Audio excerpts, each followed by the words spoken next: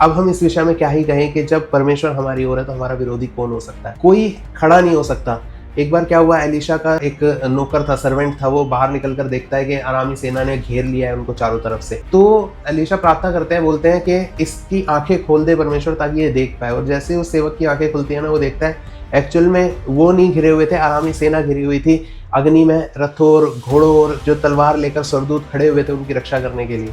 तो समझने की कोशिश करिए, प्रॉब्लम यह है कि हमको हमारी समस्या दिखाई दे रही है, हम अभी भी अरामी सेना को देख रहे हैं, हम परमेश्वर की उस सामर्थ को नहीं देख पा रहे जो उसने हमारे लिए रखी है। इजराइलियों को लाल समुद्र दिखाई दे रहा था, पीछे फिरौन की सेना दिखाई दे रही थी, लेकिन मूसा को रास्ता दिखाई दे रहा था। मूसा को दिख रहा था परमेश्वर सामर्थी है, परमेश्वर कहीं से भी कुछ भी करके हमें बचाएंगे। इसलिए कहता है कि डरो मत और परमेश्वर के कामों को देखो आज तुम होते हुए। डरो मत। आज हो सकता है आप किसी मुसीबत में हो, आज हो सकता है आप कर्जों में हो सकता है आज आप किसी बीमारी में हो जो लाइलाज हो। मैं आपको आज इस बात के लिए एनकरेज करना चाहूंगा कि डरो मत, बल्कि हियाव के साथ उसके अगेंस्ट खड़े हो जाओ, अपनी अथॉरिटी को पहचानो।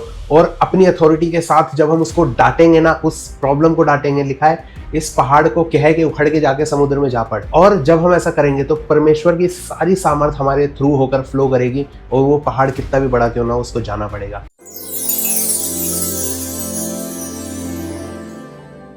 आप सभी लोगों को जय मसीह की। और जो हम ये 100 डेज की सीरीज कर रहे हैं जिसमें हम परमेश्वर के अनुग्रह और उसके प्रेम को समझने की कोशिश कर रहे हैं, इसमें हम हर रोज एक वचन को लेकर आते हैं और जिससे हम परमेश्वर की भलाई और उसके प्रेम को जानने की कोशिश करते हैं। जैसे कि आज का वचन हमें मिला है, वो वचन है यशायाह की पुस्तक, उसका 49 अध्याय 49, उसका 14 से 16 तक। यहाँ पर लिखा है, परंतु सिय्योन ने कहा, यहोवा ने मुझे त्याग दिया है, मेरा प्रभु मुझे भूल गया है। क्या हुआ कि कई बार ना ऐसी लाइफ में ऐसी सिचुएशंस आती हैं, कोई नुकसान हो गया बड़ा, कोई बिजनेस में लॉस हो गया, कोई नौकरी नहीं मिली, या फिर किसी की नौकरी थी चली गई, किसी के ऊपर कर्जा था जो कि बहुत लोग उसको परेशान, मतलब एडवर्स कंडीशंस में जब आप आते हैं, किसी बीमारी में आ गए, तो यहाँ पर ना हमारे माइंड में दुष्ट हमेशा एक थॉट डालने की कोशिश करता है।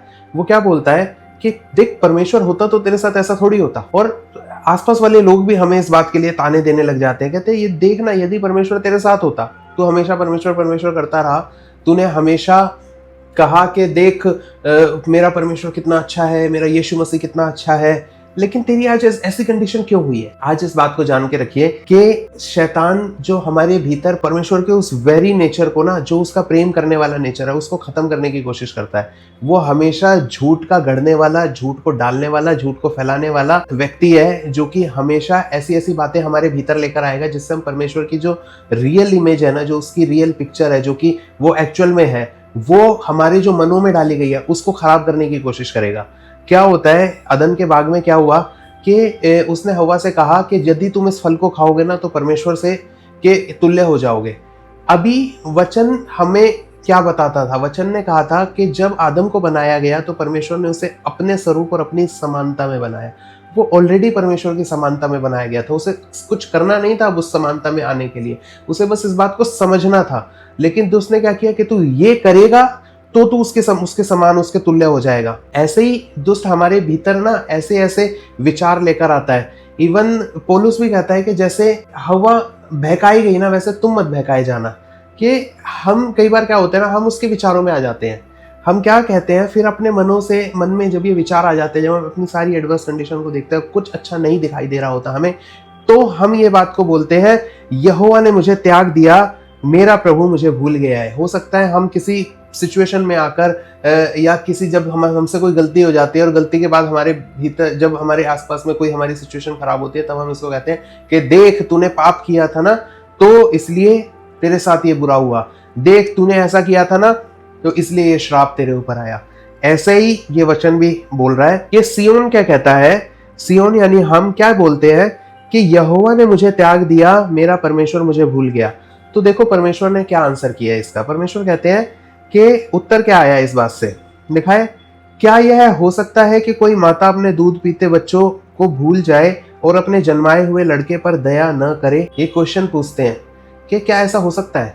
अब सोचो, माँ को ना इस संसार में बहुत बड़ा दर्जा दिया गया है कि जब भी किसी भी बच्चे को इवन बड़े को भी कभी भी हमें कुछ चोट लगते हुए प्रॉब्लम होती है ना, हमें माँ की याद आती है, एकदम हमारे मुंह से निकलता है आई माँ। ये हमारे भीतर इनबिल्ट है कि हम माँ के ना प्रेम को कभी अपने से अलग होता हुआ नहीं देख सकते। माँ का प्रेम ऐसा होता है जो कि अनकंडीशनल होता है। लेकिन वचन क्या उसके ऊपर भी क्वेश्चन करता है। वचन बोलता है कि क्या ऐसा हो सकता है कि एक माँ अपने दूध पीते बच्चे को, उसने जिसको खुद जन्माया है, उसको वो भूल जाए, उसको वो छोड़ दे। और हम देखते हैं आज के समाज में ऐसा होता भी है कि कई लोग ऐसे अनवांटेड चाइल्ड होते हैं, या इंडिया में तो हम खासकर गर्ल चाइल्ड होते हैं, इनको देखते हैं कि लोग क्या करते हैं, जिनको नहीं चाहिए होता वो उसको कभी डस्टबिन में बच्चा मिलता है, या कई बार अबॉर्ट करा के उसको कहीं पे फेंक देते हैं। अब खुद देखिए कि ऐसा हो सकता है कि एक माँ बच्चे को छोड़ दे। लिखा है क्या ऐसा हो सकता है कि माता अपने दूध पीते बच्चे को भूल जाए और अपने जन्माए हुए लड़के पर दया न करे। लिखा है हाँ वह तो भूल सकती है। परमेश्वर कहते हैं परंतु मैं तुझे नहीं भूल सकता। ये कितनी बड़ी बात है। पता है ये किसका क्लेम है? ये उस सर्वशक्तिमान जिसने सारे ब्रह्मांड को बनाया, जिसके कहने से सूरज और बाकी सारे तारागण जो कि पृथ्वी से लाखों गुना बड़े हैं, जो कि जलती हुई धधकती हुई आग से बने हुए हैं, उनको एक शब्द से बनाने वाला सामर्थी परमेश्वर पता है क्या बोलता है हमें? मैं तुझे नहीं भूल सकता। आगे कहते हैं देख मैंने तेरा चित्र अपनी हथेली पर खोद कर बनाया है, तेरी शहरपनाह सदैव मेरी दृष्टि में बनी रहती है। बहुत गौर से सुनिए इस बात को। लिखा है देख मैंने तेरा चित्र अपनी हथेली पर खोद कर बनाया है। कह रहे ड्रॉ नहीं किया उसने पेन से जो कि मिट सके, उसने लिखा है खोद कर मैंने तेरा चित्र अपनी हथेली पर बनाया है। ऐसा नहीं है कि परमेश्वर हमें भूल गया है, हमारी सिचुएशन में हमें भूल गया है। कई बार क्या होता है कि हम अपने इस संसारिक अभिलाषाओं में इतना फंस जाते हैं, और जब हम अपनी इन अभिलाषाओं में फंसते हैं तो हम उस पाप को अपने जीवन में स्थान देते हैं। याकूब इस बात को बोलते हैं कि मनुष्य अपनी ही अभिलाषाओं में फंसकर और खिंचकर पाप में पड़ता है। हम परमेश्वर से दूर होते हैं, परमेश्वर कभी हमसे दूर नहीं होता। लिखा है वो तो अपने हाथ पर अपने हमारे चित्र को खोद कर बैठा हुआ है कि भाई मिस ना हो जाऊं मैं कहीं से, कि अरुण मिस ना हो जाए तू मेरे, बिल्कुल मैं जब भी अपना हाथ देखूंगा तू मुझे सामने दिखाई देगा। है ना, कितनी बड़ी बात है ये कि कोई जो प्रेम करने वाले लोग होते हैं एक दूसरे को क्या करते हैं कि अपने, कई लोग अपने पर्स में फोटो रखते थे पहले, आजकल क्या होता है वॉलपेपर बना के रखते हैं। अगर पत्नी का वॉलपेपर पति के फोन पे ना हो तो बड़ा बुरा लगता है पत्नी को, और बोल भी देती है इस बात के लिए। लेकिन परमेश्वर ने ना अपनी वॉलपेपर पे नहीं लगाया जो चेंज हो सकता है, उसने खोद कर बनाया है, चेंज नहीं हो सकता। हमारा चित्र बनाया हुआ है उसने। हमारे साथ कोई तकलीफ होती है ना, उससे जितनी तकलीफ हमें हो रही है ना उससे ज्यादा उसको होती है। उसने चाहा ही नहीं था हम कभी उससे दूर हो। प्रॉब्लम ये होती है कि हम अपनी अभिलाषाओं में फंसकर और खींचकर परमेश्वर से दूर हो जाते हैं। जब भी हम पाप में पड़ते हैं ना, परमेश्वर से एक डिस्टेंस आ जाता है। लिखा है तुम पवित्र आत्मा को शोकित मत करो। वो हमें छोड़ता तो नहीं है, हमें त्यागता नहीं है, लेकिन हम उसे शोकित कर देते हैं। शोकित कैसे करते हैं? हम अपने कामों के द्वारा। जब वो हमारे साथ है और सोचो हम किसी बुरी उसमें लगे हुए हैं, हम ऐसे जो कि परमेश्वर को नहीं पसंद, हम वो काम कर रहे हैं, हम झूठ बोल रहे हैं, या कोई झगड़ा कर रहे हैं, या कोई किसी व्यभिचार में पड़े हैं, या फिर किसी का हमने कुछ लालच करके ले लिया है, या फिर ऐसा कोई काम जिससे कि परमेश्वर को एक दुख होता है ना, हम कभी ऐसा काम करते हैं तो पवित्र आत्मा को शोकित करते हैं। लिखा है हम पवित्र आत्मा को शोकित ना करें। इफिसियों 4:30 में ये बात को लिखा है। और जब हम पवित्र आत्मा को शोकित करते हैं ना, तो ऐसा नहीं होता कि वो हमें छोड़ देता है, लेकिन उसका मन जो है ना वो खराब हो जाता है। और जब उसका मन खराब होता है ना, तो वो जो हमारे जीवन में करना चाहता होता है ना वो नहीं करता, वो एक कोने में जाकर कुर्सी पे बैठ जाते हैं। हम समझिए इस बात को कि वो एक ऐसे जेंटलमैन है ना जो कि कभी जबरदस्ती नहीं करेंगे हमारे साथ।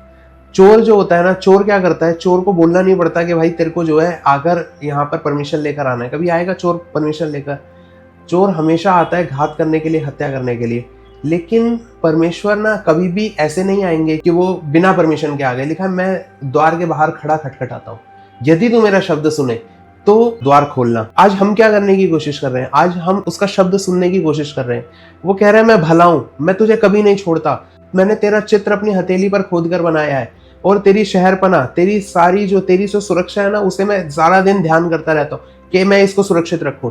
वरना आपको पता है वचन कहता है कि शैतान ना गरजने वाले सिंह के समान इस ताक में रहता है कि किसको कब फाड़ खाए।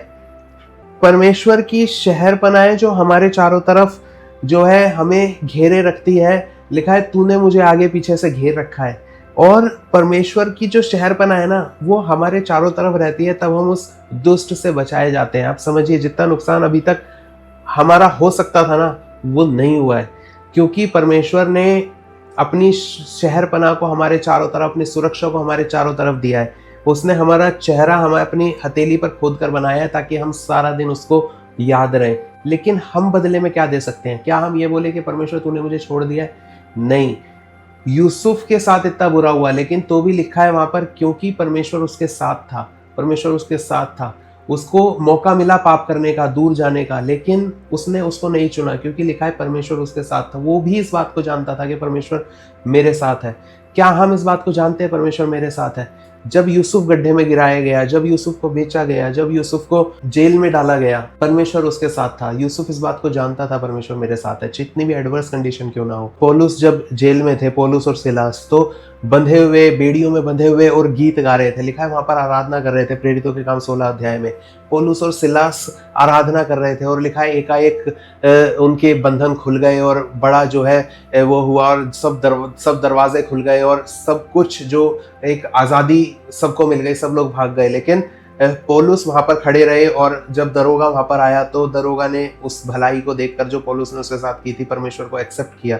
आप इस बात को जानिए, मैं जो समझाने की कोशिश कर रहा हूँ कि पौलुस कैसे आराधना कर पा रहे थे उस बंदी गृह में। बोल रहे, वो तो बोलने को बोल सकते थे ना, क्या परमेश्वर मेरे से ऐसी कौन सी गलती हो गई जिसकी वजह से मैं बंदी गृह में आ गया हूँ, है ना? ऐसे क्या मैंने कर दिया? बल्कि दुष्ट आत्मा को निकाला था उन्होंने, और उसकी सजा उनको क्या मिली कि वो बंदी गृह में डाल गए। लेकिन वो इस बात को जानते थे कि परमेश्वर हमारे साथ है, और इसलिए आनंद के साथ आराधना कर रहे थे उस समय पे। हम भी ऐसा कर सकते हैं।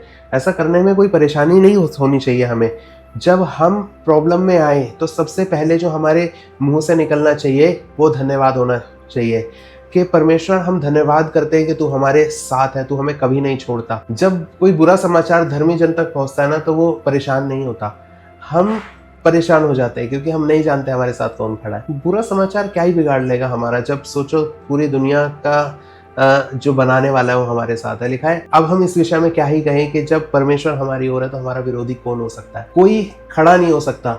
एक बार क्या हुआ, एलीशा का एक नौकर था, सर्वेंट था, वो बाहर निकल कर देखता है कि अरामी सेना ने घेर लिया है उनको चारों तरफ से। तो एलीशा प्रार्थना करते हैं, बोलते हैं कि इसकी आंखें खोल दे परमेश्वर, ताकि ये देख पाए। और जैसे उस सेवक की आंखें खुलती है ना, वो देखता है एक्चुअल में वो नहीं घिरे हुए थे, अरामी सेना घिरी हुई थी। अग्नि में रथों और घोड़ों और जो तलवार लेकर स्वरदूत खड़े हुए थे उनकी रक्षा करने के लिए। तो समझने की कोशिश करिए, प्रॉब्लम ये है कि हमको हमारी समस्या दिखाई दे रही है, हम अभी भी अरामी सेना को देख रहे हैं, हम परमेश्वर की उस सामर्थ को नहीं देख पा रहे जो उसने हमारे लिए रखी है। इजराइलियों को लाल समुद्र दिखाई दे रहा था, पीछे फिरौन की सेना दिखाई दे रही थी, लेकिन मूसा को रास्ता दिखाई दे रहा था। मूसा को दिख रहा था परमेश्वर सामर्थी है, परमेश्वर कहीं से भी कुछ भी करके हमें बचाएंगे। इसलिए कहता है कि डरो मत और परमेश्वर के कामों को देखो आज तुम होते हुए। डरो मत। आज हो सकता है आप किसी मुसीबत में हो, आज हो सकता है आप कर्जों में हो सकता है आज आप किसी बीमारी में हो जो लाइलाज हो। मैं आपको आज इस बात के लिए एनकरेज करना चाहूंगा कि डरो मत, बल्कि हियाव के साथ उसके अगेंस्ट खड़े हो जाओ, अपनी अथॉरिटी को पहचानो, और अपनी अथॉरिटी के साथ जब हम उसको डांटेंगे ना, उस प्रॉब्लम को डांटेंगे। लिखा है, इस पहाड़ को कह के उखड़ के जाके समुद्र में जा पड़। और जब हम ऐसा करेंगे तो परमेश्वर की सारी सामर्थ हमारे थ्रू होकर फ्लो करेगी, और वो पहाड़ कितना भी बड़ा क्यों ना उसको जाना पड़ेगा। आमीन। मैं आपको एनकरेज करूंगा, आज इस वीडियो को जरूर ऐसे किसी व्यक्ति के साथ शेयर करना जो कि तुम्हें लगता है कि आज किसी ऐसी समस्या से घिरा हुआ है, जो कि मन में डिप्रेस्ड है, जिसका मन कच्चा हो गया है, और आज वो सामर्थ पाए इस वचन के द्वारा कि परमेश्वर हमें कभी नहीं छोड़ते। उसने हमारा चित्र अपनी हथेली पर खोद कर बनाया है, और हमारी शहरपना उसकी दृष्टि में हमेशा बनी रहती है। आज ज़रूर इस वीडियो को अपने किसी भी रिलेटिव या किसी भी ऐसे भाई के साथ जिसको आपको लगता है इसकी ज़रूरत हो सकती है, इसको ज़रूर शेयर कीजिए, ताकि हम सब मिलकर परमेश्वर की इस भलाई में बढ़ सके, और ऐसी पीढ़ी के समान हम उठ सके जो परमेश्वर के भले भले काम करने में सरगर्म हो। एक ऐसी पीढ़ी बन सके जो परमेश्वर के नाम को, उसको महिमा देने वाली हो। मैं धन्यवाद करता हूँ आपका इस वीडियो में बने रहने के लिए, और इस पूरी सीरीज़ में हमारे साथ बने रहने के लिए। आइए हम प्रार्थना करेंगे। हे परमेश्वर पिता, मैं धन्यवाद करता हूँ इस वचन को जो कि आपने हमसे एक वादे के तौर पर किया परमेश्वर पिता। मैं धन्यवाद करता हूँ परमेश्वर कि आप अच्छे हैं, भले हैं और आपकी करुणा हम पर सदा सर्वदा बनी रहती है परमेश्वर पिता। आज जिस किसी ने इस वचन को सुना है, मैं प्रार्थना करता हूँ उसके जीवन में परमेश्वर पिता वो जो अकेलापन था, जो तिरस्कार था, वो आज निकल जाए यीशु मसीह नासरी के नाम से, और वो व्यक्ति आज पूरी रीति से आज़ाद हो जाए अपने मन में, और ताकि खुलकर परमेश्वर वो आपको धन्यवादित और आपकी महिमा अपने जीवन से कर पाए परमेश्वर। और साथ ही यदि कोई किसी समस्या में है तो आज हम समस्याओं के अगेंस्ट में खड़े हो जाते हैं परमेश्वर। मैं नहीं जानता, लेकिन आप सब जानने वाले परमेश्वर हैं। हम आज उस समस्या को यीशु मसीह के नाम से, उस पहाड़ को यीशु मसीह के नाम से कहते हैं, उखड़ के समुद्र में जा पड़ और तेरा कोई कभी अस्तित्व ही ना रहे। मैं आज इन लोगों के ऊपर आज़ादी को, इन लोगों के ऊपर तेरी महिमा को बोलता हूँ पिता। प्रभु यीशु मसीह नासरी के नाम से इस दुआ को मांगते सुने और दया से ग्रहण करे पिता, यीशु मसीह के नाम से। आप सभी को जय मसीह की। इस चैनल को ज़रूर सब्सक्राइब करें ताकि हमारी जो नेक्स्ट वीडियो आने वाली है वो आपको अपडेट उसको आपको मिल जाए, और इस सीरीज़ में हमारे साथ ज़रूर बने रहिए। और जब भी हम इस सीरीज़ को ख़त्म करेंगे, आप देखिएगा अपने जीवन में परमेश्वर की भलाई को बेहतरीन रीति से उतरते हुए, यीशु के नाम से। आप सभी को जय मसीह की।